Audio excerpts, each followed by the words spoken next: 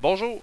Dans cette capsule vidéo, nous verrons ce qu'est la fonction de variation inverse ou, un terme qu'on a probablement déjà entendu au premier cycle, la fonction inversement proportionnelle. C'est une autre façon de l'appeler. Inversement proportionnelle dans le sens que normalement, quand on prend notre variable indépendante et dépendante, lorsqu'on double, je donne un exemple, si on double la variable indépendante, bien, dans une situation proportionnelle, la variable dépendante va doubler aussi. Dans une inversement proportionnelle ou une variation inverse, ce qui va se passer, c'est qu'on va varier, mais à l'envers. Donc, quand on double une quantité, bien, l'autre va être divisé par 2. Si je fais 10 fois plus dans une quantité, l'autre serait divisé par 10. Par exemple, si je prends l'exemple d'un autobus qu'on a loué et l'autobus nous coûte 500 $. S'il y a juste une personne pour le payer, bien, ça lui coûte 500 $. Mais si on a 10 fois plus de monde, bien, on va prendre notre 500, on va le séparer. Donc, ça coûterait 50 $ par personne. Donc, ce qui se passerait, c'est que ça coûterait 10 fois moins cher le fait d'avoir 10 fois plus de gens. Et une situation inverse, c'est toujours dans des choses de ce genre-là. Donc, une fonction de variation inverse est une fonction dont le produit, le fois, des valeurs associées des variables indépendantes, x, et dépendantes, y, est constant. En fait, ce qui est très très spécial, peut-être je vais l'écrire ici en gros, c'est qu'il faut toujours tenir que dans une variation inverse, notre x fois notre y, donc indépendant fois dépendant, x fois y, va toujours être égal à une certaine constante qu'on va appeler k. Et ça va toujours être cette constante-là. On va le voir mieux dans l'exemple tantôt. Puis, quand on va être à la recherche de k, bien, on a juste à avoir un point ou un couple qui fait partie de notre situation. Puis dès qu'on a un couple de notre situation, on a juste à le multiplier ensemble, x fois y, et on obtient notre k qui va nous permettre de trouver notre règle. On va faire l'exemple qui est là. Maxime organise une fête qui coûte, on va juste 900, c'est un peu gros pour faire ce que je veux faire. Admettons que la fête coûte 60 $. Donc, c'était une petite fête de sous-sol. Le coût d'entrée de sa fête, Y, varie en fonction du nombre de personnes invitées. Donc, ce que Maxime fait, c'est que ça coûte 60 $ et il décide de partager les frais selon le nombre de personnes qui vont être présentes. Donc, dans ce cas-ci, qu'est-ce qui va se passer? Bien, notre variable indépendante est dépendante. Notre dépendant, ça va être le prix par personne. Mais le prix par personne va dépendre du nombre de personnes qui vont être présentes.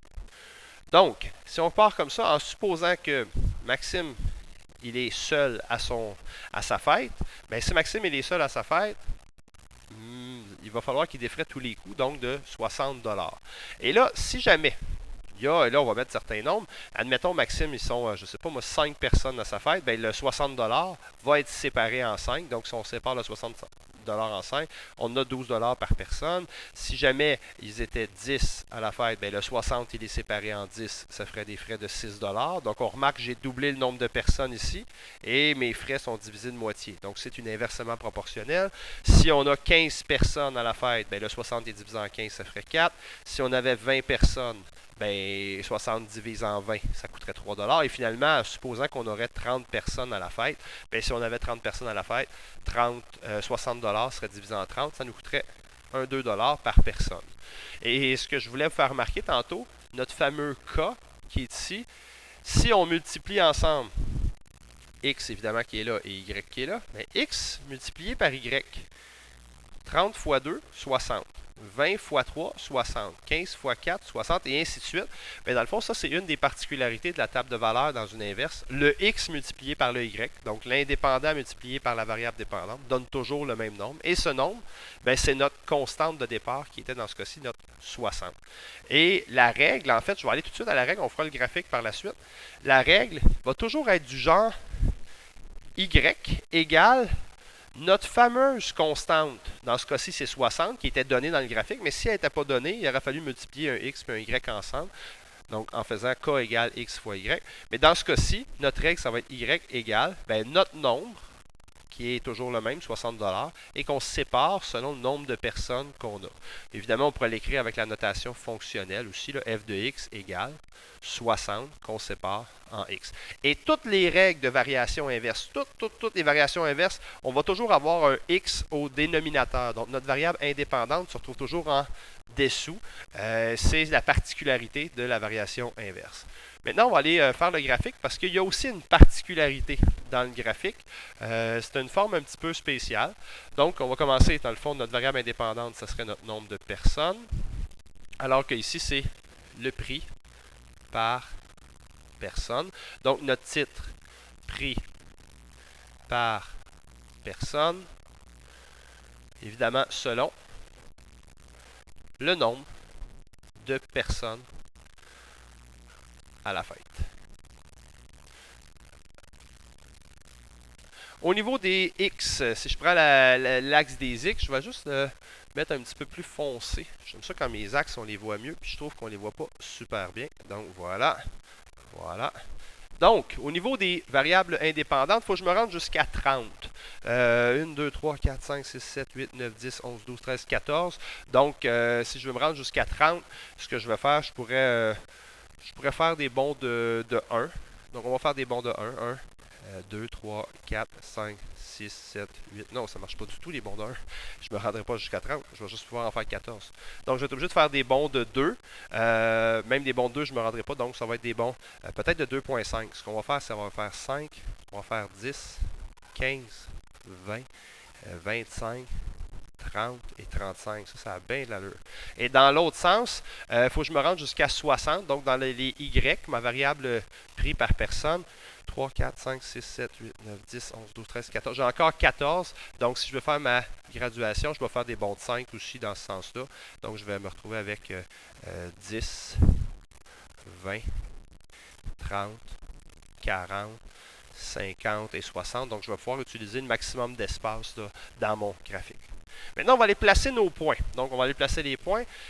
Si j'ai une personne, une personne, c'est quelque part ici, une personne, ça me coûterait 60 $. Donc, vous voyez, le point, il n'est pas sur l'axe des Y. Ce n'est pas une ordonnée à l'origine, mais il est très, très proche. Si j'ai 5 personnes, ça serait 12 $. Déjà, ça baisse très, très rapidement. 12 $ quelque part ici. Si j'ai 10 personnes, ça serait 6. Voilà. Si j'avais 15 personnes, ce serait 4, environ ici. Si j'ai 20 personnes, ce serait 3. Donc maintenant, ça baisse très, très tranquillement. Et à 30, on aurait 2, donc ça baisse pratiquement pas. Le graphique est un peu spécial. En fait, le graphique, ce qu'on voit, c'est que c'est impossible d'avoir une droite. Donc, c'est vraiment une courbe qui est très, très prononcée. Une espèce de banane décroissante. Là, c'est ce qu'on a. Donc, ça, c'est les points que notre table de valeur nous donne. Est-ce qu'il existerait d'autres points? Bien, présentement, ça serait possible d'avoir une personne, 2 personnes, 3 personnes au party. Donc, c'est sûr qu'il y a d'autres points que ceux qu'on a placés là. Par contre, on ne pourrait pas relier parce qu'on ne peut pas avoir 3 personnes et demie ou 4 personnes, 8. Donc, il y a juste les valeurs entières qui sont permises. Donc, ce qu'on fait à ce moment-là, c'est peut-être on va aller chercher 1 ou 2 points de plus. Par exemple, s'il y avait 2 personnes, bien, on sait qu'à 2 personnes, ça coûterait 30 $. S'il y avait 3 personnes, ça en coûterait 20. S'il y avait 4 personnes, 3 personnes, ça serait ici par exemple. 4 personnes, ça en coûterait 15. Donc, on a déjà quelques autres points. Ensuite, on pourra aller placer 6, 7, 8, 9. Mais là, les autres, on voit déjà la tendance. Donc, probablement que 6, 7, 8, 9, 10, 11 et ainsi de suite. Donc, ce que je vais faire, je vais juste aller placer des points pour montrer la tendance qu'aurait le graphique. Donc, voici à quoi pourrait ressembler ma représentation graphique. En fait, si on remarque, c'est une courbe décroissante. Là, elle n'est pas reliée dans ce cas-ci. Il y a juste ce point-là là, que je vais effacer. Le petit point ici, là, oups, je vais effacer comme il faut. Donc, juste ce point-là qui n'était pas bien placé. Donc, c'est une courbe décroissante qui n'est pas reliée. Mais en fait, si on était dans une situation continue, par exemple, si on était en train je sais pas moi, de séparer, c'est plus difficile à trouver, là. Si on est en train de séparer, par exemple, par rapport avec du temps ou en heure ou des choses comme ça, bien, ça serait peut-être continu. Et si on avait un graphique continu, ça serait une droite qui longerait les axes, toujours en se rapprochant des axes, mais sans jamais y toucher. Donc, en fait, il n'y aura jamais aucun point dans une inverse sur ni l'axe des X, ni l'axe des Y. C'est impossible. On va toujours vouloir se rapprocher. Donc, voici à quoi ressemblerait le graphique. Dans ce cas-ci, c'est évidemment décroissant. Et la table de valeur, on a toujours le X fois le Y qui donne le même nombre, notre nombre de départ qui est notre cas. Voilà, toutes les variations inverses sont de ce type-là.